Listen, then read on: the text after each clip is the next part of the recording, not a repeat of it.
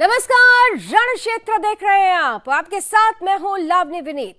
रण क्षेत्र में बात आज उन खालिस्तानी आतंकियों की जिनकी अब खैर नहीं है, क्योंकि भारत ने ये ठान लिया है कि चुन चुन कर ऐसे खालिस्तानी आतंकियों का खात्मा करना होगा, उनको जड़ों से कमजोर करना होगा, जो विदेश में बैठकर एंटी इंडिया प्रोपेगेंडा चलाते हैं।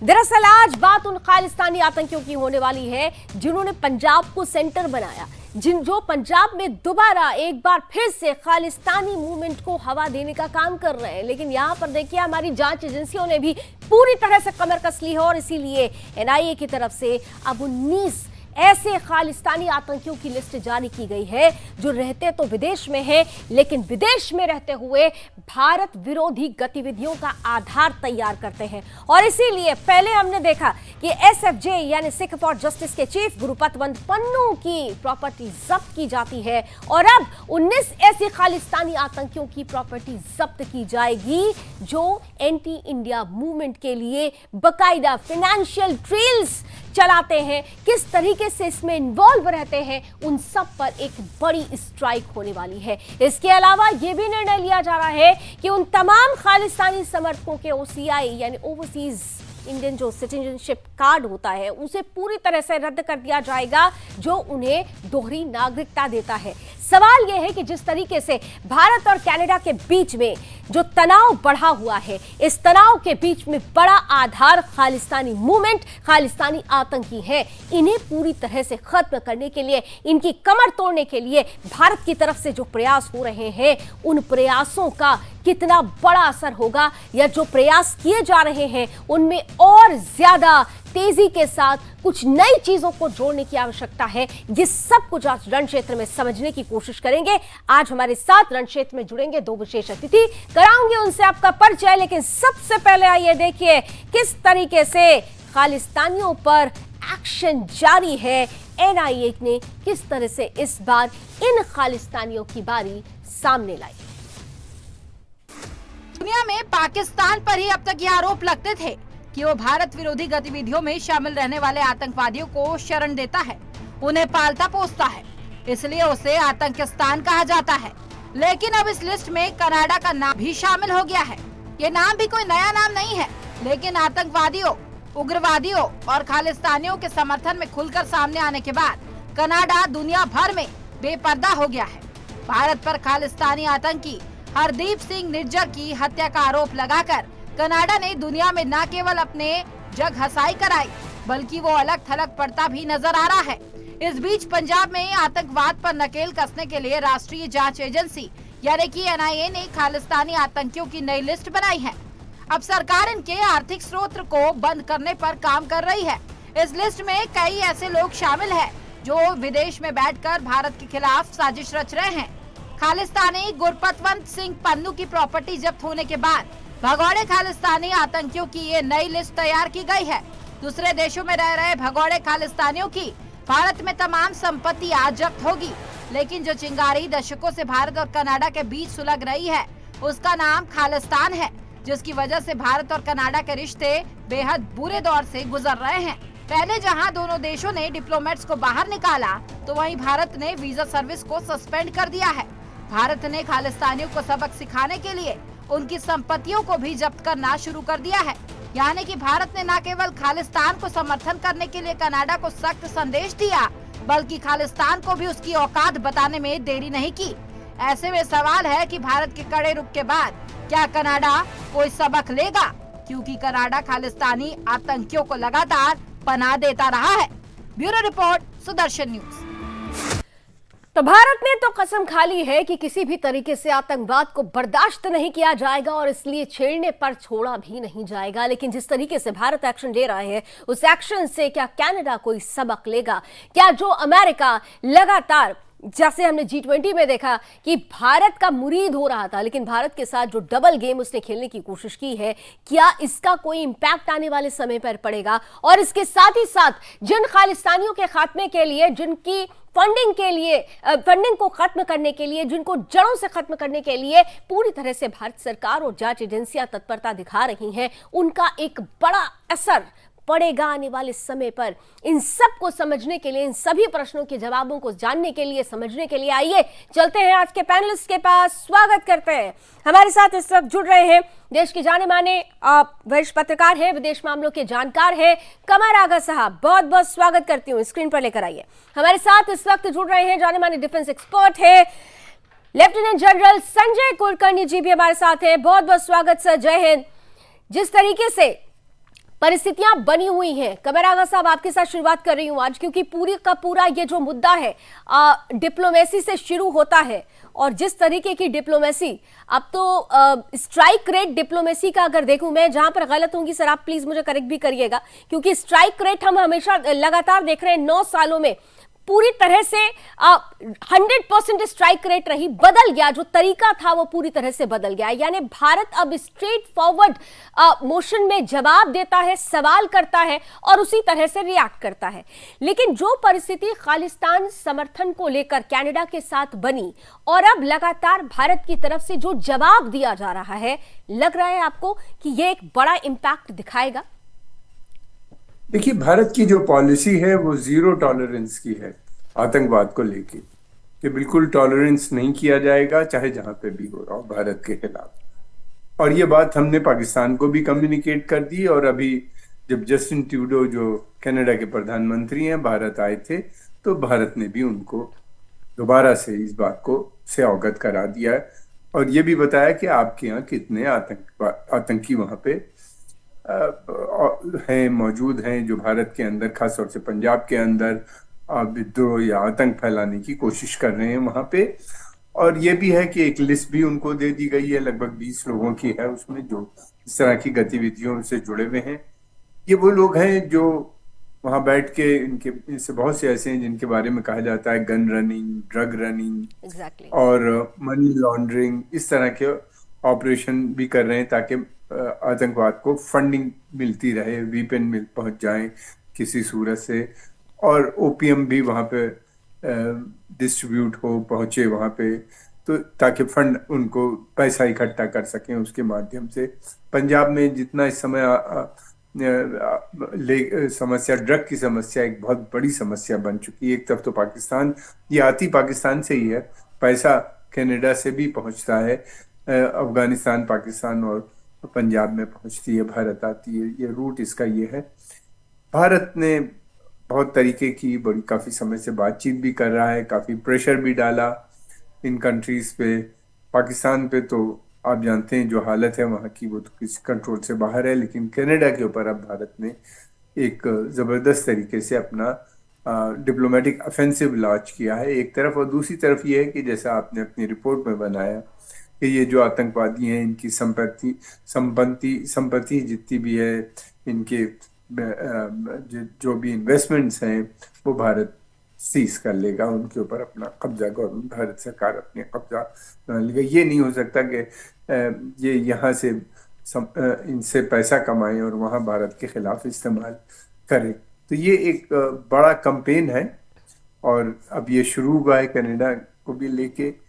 कनाडा से हमारे दूसरे किस्म के रिश्ते हैं, एक तरफ हमारा ट्रेड है उनके साथ, हम उनको कॉमनवेल्थ के वो भी मेंबर हैं, हम भी मेंबर हैं, और फिर दूसरी तरफ से ये है कि काफी समय से हमारे अच्छे संबंध रहे हैं।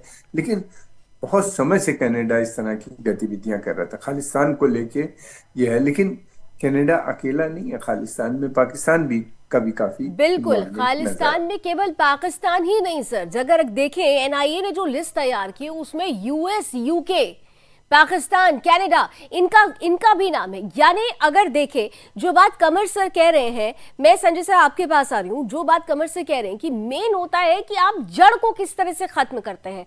आप जड़ को अगर काटते हैं, उसको खाद पानी मिलना बंद हो जाएगा, तो निश्चित रूप से आतंक का ये पूरा का पूरा तना ध्वस्त हो जाएगा। और यही कड़ी है कि जांच एजेंसियों ने अब सीधे सीधे वो लिस्ट तैयार की है जो फाइनेंशियल ट्रेल में सबसे इंपॉर्टेंट रोल अदा कर रहे थे, क्योंकि किसी भी मूवमेंट को चलाने के लिए फाइनेंशियल ट्रेल की जरूरत होती है, और उसमें जो इंपॉर्टेंट रोल अदा करता है, अगर उनको ही पहले काटा जाए तो निश्चित रूप से इसका एक बड़ा इंपैक्ट होगा। Your comment sir. लावनी, धन्यवाद। आपने जो कहा बिल्कुल ठीक, और आगा साहब जो कह रहे हैं, जब तक हम रूट से इस जो ये परेशानी है उसको नहीं हटाएंगे तब दिक्कत। सवाल अगर देखें हम पुराने इसमें जाएं तो 1985 से लगातार जो ट्रूडो के पिताजी हैं, उस वक्त भी जब कनिष्का का क्रैश हुआ जिसमें 329 लोग मारे गए, उस पर भी उन्होंने उनको संभालने की कोशिश की।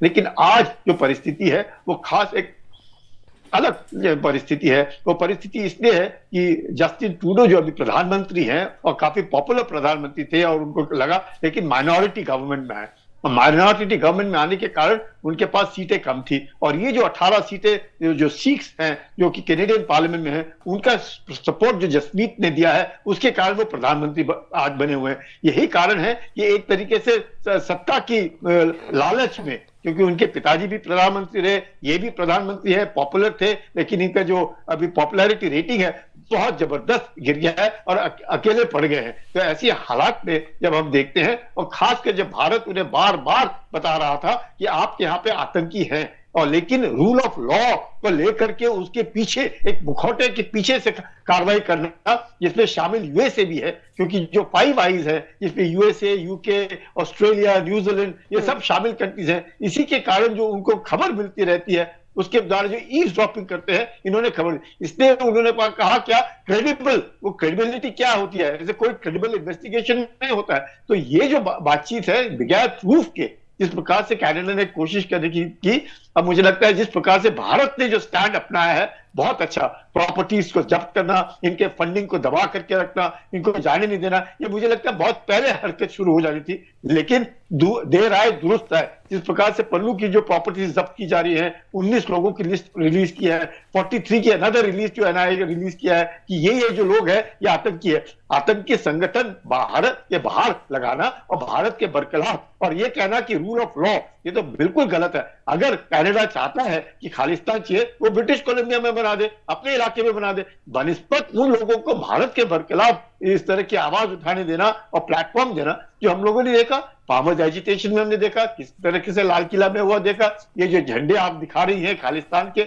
वही झंडे हमने भारत में भी देखे। तो ये जो कार्रवाई है इसके ऊपर बहुत सख्ताई से आना जरूरी है, क्योंकि अगर अब सख्ताई नहीं करेंगे तो शायद लोगों को लगेगा ये भारत जो है कुछ कहता नहीं है। देखिए, बड़ा हास्यास्पद हो जाता है, बड़ा हास्यास्पद होता है कि खालिस्तान की बात होती है, लेकिन खालिस्तान में भारत में चाहिए, पाकिस्तान वाले पंजाब के हिस्से की कोई बात क्यों नहीं करता है। सवाल यह है कि जब आप खालिस्तान की बात करते हैं तो फिर सामूहिक रूप से देखना चाहिए। यानी एक तरफ हम साफ तौर पर देख रहे हैं कि ये एंटी इंडिया प्रोपेगेंडा है, ये भारत को तोड़ने की साजिश है। कमर सर, सबसे इंपॉर्टेंट ये होता है जब हम भारत की संप्रभुता पर इस तरीके का प्रहार होता है तो बड़ा जवाब देने की जरूरत होती है, और वो जवाब दिया जा रहा है।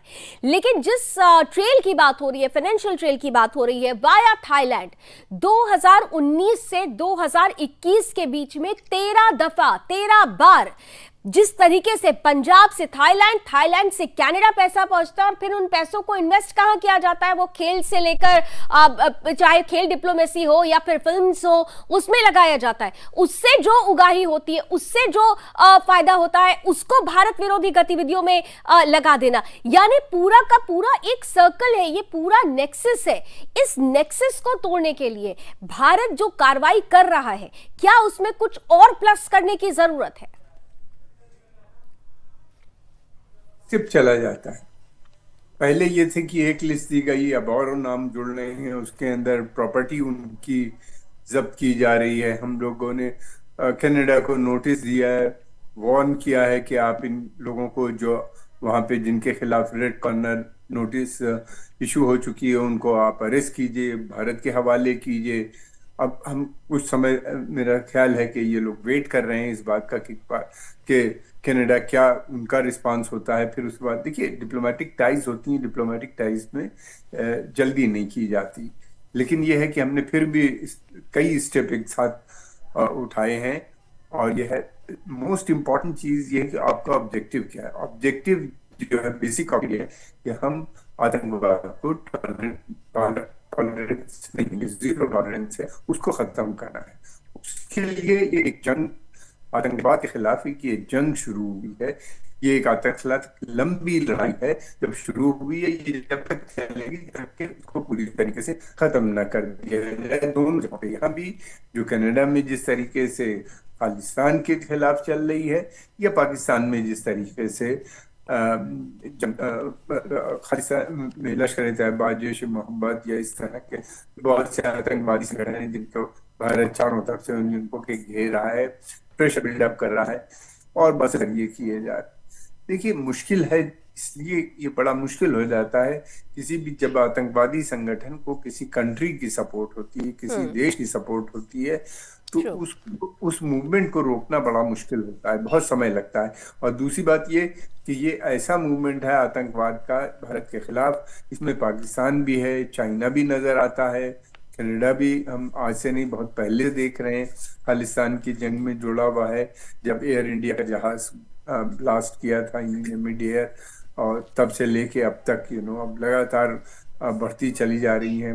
काफी टॉलरेट किया भारत ने अंदर, अपने मुल्क के अंदर पाकिस्तान मूवमेंट को न्यूट्रलाइज कर दिया था, इसीलिए अब दोबारा से कोशिश हो रही है।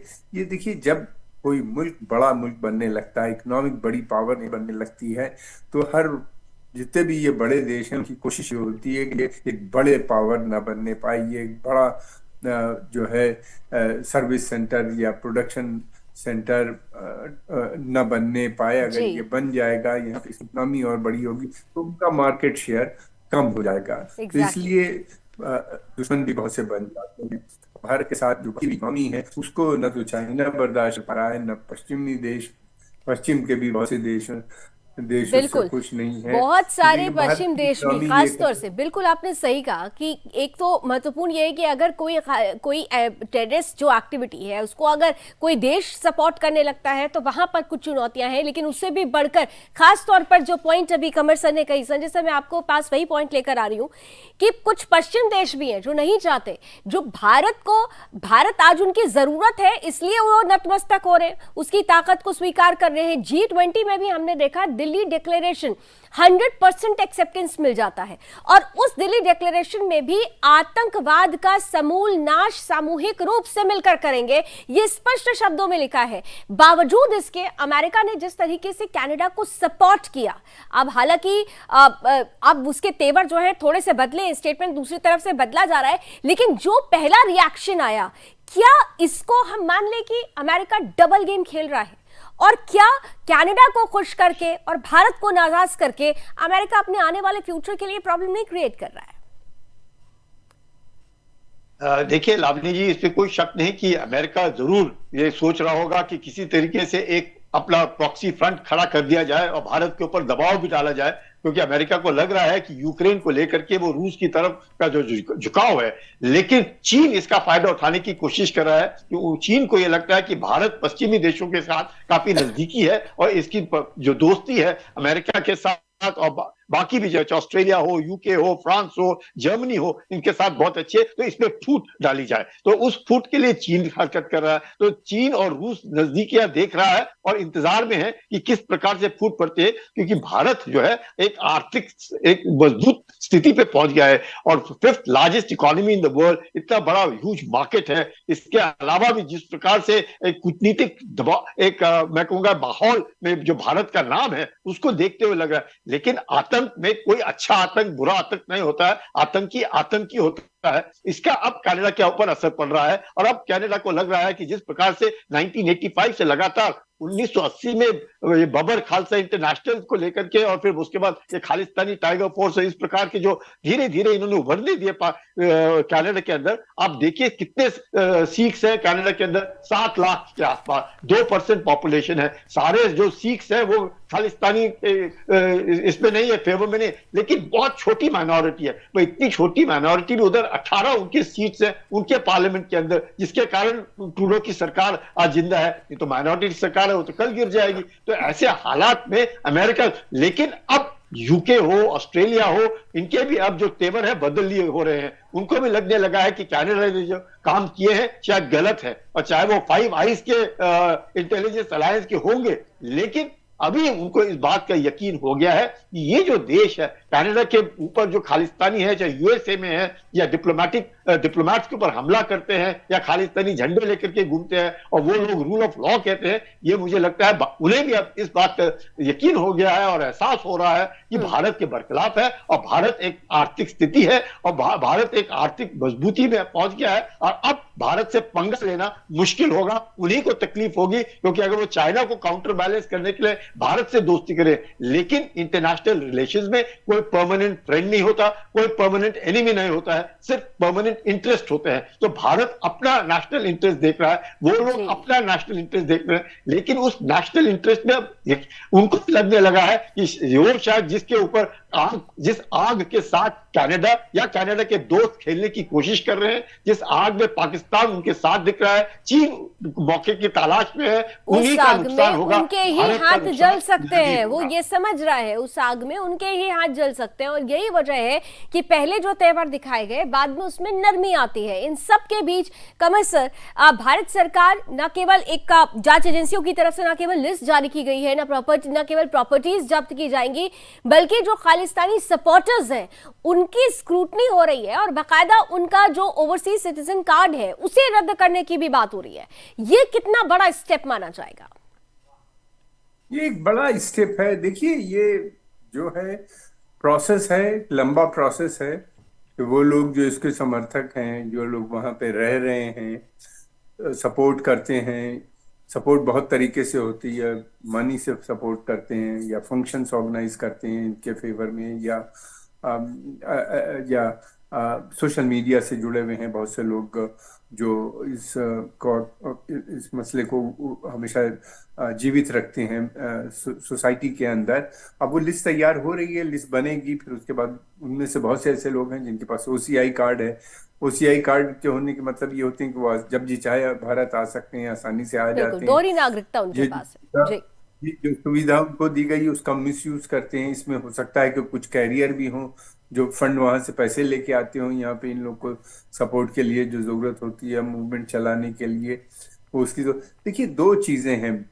एक तरफ तो ये वहां पे जो कुछ हो रहा है उसको रोकने की कोशिश हो रही है, दूसरी तरफ ये भी है कि जो पंजाब के अंदर हमारे जो इंटेलिजेंस एजेंसीज हैं या जो सरकारी तंत्र हैं वो भी काफी वो है सक्षम है इन सारी चीजों को डील करने के लिए। तो दोनों तरफ ये काम होता है। एक तरफ तो बाहर के लोगों को रोकना, वहाँ की गतिविधियों को कंटेन करना, फिर न्यूट्रलाइज करना, भारत के अंदर भी इस तरह के जो एलिमेंट हैं उस पर नजर रखना और मूवमेंट को बढ़ने न दिया जाए। तो ये दो तरफा है काम जो इस समय भारत सरकार कर रही है। बिल्कुल, भारत जिस तरीके से कदम बढ़ा रहा है, निश्चित रूप से भारत का उद्देश्य, जिस ऑब्जेक्टिव की बात हो रही है वो क्लियर कट है। टेररिज्म का खात्मा होना चाहिए, जीरो टॉलरेंस है टेररिज्म पे। और इसी कड़ी में एक तरफ तो लिस्ट तैयार हुई, प्रॉपर्टी जब्त हो रही है, संजय सर आपके पास आ रही हूँ, एक तरफ अभी OCI कार्ड की बात हो रही है कि उसे रद्द कर दिया जाएगा, दूसरी तरफ स्पष्ट रूप से अब जिस तरह से ISIS सोशल मीडिया के पर रिक्रूटमेंट करता था, उसी तर्ज पर यह भी खुलासा हुआ है कि खालिस्तानी भी ऐसे ही रिक्रूट कर रहे थे लोगों को, और खास तौर से सोशल मीडिया के जरिए इसे पूरा बेस देना, ये अपने आप में बहुत बड़ा चैलेंज हो जाता है। हालांकि जांच एजेंसियां अब उस दिशा में भी जांच कर रही हैं, आगे बढ़ रही हैं, लेकिन इस मूवमेंट को जो सोशल मीडिया पर भी चल पड़ा है, रिक्रूटमेंट का जो सिलसिला है, इसे तोड़ने के लिए किस तरीके का रोड मैप होना चाहिए, जो आप लोग करते हैं मल्टी प्रॉन्ग एक्शंस, वो कैसे होने चाहिए? बिल्कुल ठीक कहा आपने लाभनी, पे कोई शक नहीं, चाहे वो OCI कार्ड कैंसिल करे, हम फंडिंग के ऊपर रोक डाले, उनकी प्रॉपर्टीज अटैच करें, उनके वीजा कैंसिलेशन करे, लेकिन जो साइबर है आजकल, जो पूरा का पूरा इंटरनेट के ऊपर जो कार्रवाई हो रही है, जिस प्रकार से द रेजिस्टेंस फ्रंट जो अलकायदा का फ्रंट था, और पूरा का पूरा सोशल इसके ऊपर मीडिया के ऊपर रिक्रूटमेंट करना, उनको ब्रेन वॉश करना, उनको फंडिंग देना, उनको पूरा इंटेलिजेंस प्रोवाइड करना, लोगों को उकसाना, रेडिकलाइज करना, वही कार्रवाई ये भी कर रहे थे। यही कारण है कि ISI और ये खालिस्तानी जो चाहे पन्नू हो, चाहे पहले उससे चौहान थे, उस तरीके की जो कार्रवाई है, ये सारे के सारे लोग मिल करके एक मिली भगत है, जो कि एक प्लेटफॉर्म, चाहे वो व्हाट्सएप हो, गूगल हो, दुनिया भर के ओपन प्लेटफॉर्म है जिनके जो सर्वर्स हैं उनके फॉरेन कंट्रीज में, हमारे पास सर्वर नहीं है उनके, लेकिन वो पूरा जिस प्रकार से ट्विटर अब एक्स हो गया है, तो जिस प्रकार से ये एक्सचेंज करते हैं इंफॉर्मेशन, इसके ऊपर हम लोगों को सख्त कार्रवाई करनी पड़ेगी। और ये जितने भी ऑर्गेनाइजेशन है इनको साफ तौर पर बताना पड़ेगा, अगर एंटी इंडिया कार्रवाई की तो आपका जो बिजनेस है, जो कि भारत से बिजनेस से लेते हैं, भारत से पैसा उठाते हैं, भारत के इसका सबसे ज्यादा प्रयोग करते हैं, और पेनिट्रेशन आप देखिए, जिस प्रकार से इंटरनेट है, जिस प्रकार से हमारे पास मोबाइल फोन है, जिसका सबसे ज्यादा प्रयोग भारत के अंदर होता है, उसका वो फायदा उठा करके अगर इन खालिस्तानियों को वो सपोर्ट कर रहे हैं तो इनका हम बिल्कुल अपोज करेंगे। और उस ऑपोजिशन के अंदर उस बात को एहसास होगा, जब उनका बिजनेस अफेक्ट होगा तभी उनको इस बात को लगने लगेगा कि वाकई अगर वो उस तरह की कार्रवाई करेंगे जो भारत विरोधी है, तो भारत अब सॉफ्ट स्टेट नहीं है, भारत अब ऐसे कदम उठाएगा जिससे उनको तकलीफ होगी, चाहे वो फंडिंग की हो, चाहे उनको डिप्लोमेटिक सपोर्ट की हो। अगर आज उनको कहीं यूके में या ऑस्ट्रेलिया में या यूएसए में या फिर न्यूजीलैंड में अगर कहीं लगता है उनको, या जर्मनी में, कि उनको कोई डिप्लोमेटिक सपोर्ट है या उस देश का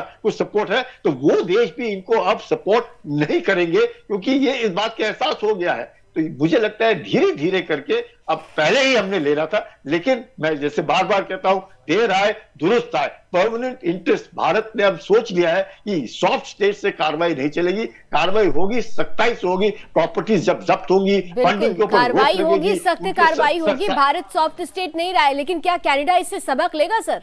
सवाल तो ये है। तो कनाडा बिल्कुल सबक लेगा। भारत और कनाडा का सिर्फ $12 बिलियन का ट्रेड है, सिर्फ $12 बिलियन का ट्रेड है। अगर हम 22 मिलियन टन की दालें क्या हमारा रिक्वायरमेंट है, जिसमें 16 मेट्रिक टन हम खुद बनाते हैं, तो 6 मेट्रिक टन की जो दालें हैं वो कनाडा से आती हैं। अगर वो कनाडा नहीं भी देता है, किसी कारण से नहीं देता है, तो हम रूस से भी ले सकते हैं, बाकी देशों से। बिल्कुल, हमारे पास बहुत सारे रास्ते हो गए, और इसीलिए कमर सर इसका एक बिग इंपैक्ट होगा। 20 सेकंड्स लास्ट कमेंट आपका भी सर। कनाडा सबक ले लेगा? ये बिल्कुल सबक लेगा, क्यों नहीं सबक लेगा। उनकी डिपेंडेंस है हमारे ऊपर भी, ये पूरी दुनिया जो है इंटरडिपेंडेंट है। और दूसरी बात ये कि भारत का एक बड़ा रोल इंडो पैसिफिक में है। एग्जैक्टली। और पैसिफिक क्षेत्र जो है उनके लिए काफी इंपॉर्टेंट है। बिल्कुल, और जिस तरीके से, बिल्कुल sir, I am sorry, I am interrupting you, क्योंकि समय की कुछ सीमाएं हैं, लेकिन thank you so much gentleman, आप दोनों हमारे साथ जुड़े, बहुत महत्वपूर्ण बातें कही। जिस तरीके से Bharat voice of global south बनकर उभरा है, भारत ने जिस तरीके से G20 का सफल आयोजन किया, भारत ने जिस तरीके से दिल्ली डेक्लेरेशन के माध्यम से, उसके 100% एक्सेप्टेंस के माध्यम से बता दिया है कि दुनिया भारत की कही हुई बातों को इसलिए एक्सेप्ट कर रही है क्योंकि दुनिया ये जानती है कि आने वाले भविष्य की अगर कोई दिशा दशा निर्धारित कर सकता है तो वो भारत है। भारत अब सॉफ्ट कंट्री नहीं रह गया है, भारत जैसे को तैसा देने वाला, उस कहावत को चरितार्थ करने वाला देश बन चुका है। और इसीलिए कनाडा के प्रधानमंत्री जस्टिन ट्रूडो ने जिस तरीके का रवैया खालिस्तान को लेकर दिखाया था, अब उनको ही लग रहा है कि उन्होंने गलत कर दिया है। ये वो हड्डी बन चुकी है जो ना निगली जा रही है ना उगली जा रही है। उस आग में उन्होंने हाथ दे दिया है जिसमें उनके हाथ जल चुके हैं। और ऐसी परिस्थिति में भारत लगातार स्ट्रेट फॉरवर्ड होकर अपने एक ऑब्जेक्टिव के साथ निरंतर सतत बढ़ रहा है कि आतंकवाद का समूल नाश करना है, जड़ से नाश करना है। एक अच्छी बेहतर तस्वीर हमारे बीच, और इस उम्मीद के साथ रण क्षेत्र में अभी बस इतना ही। देश और दुनिया की तमाम खबरों के लिए आप जुड़े रहिए सुदर्शन न्यूज के साथ। जय हिंद।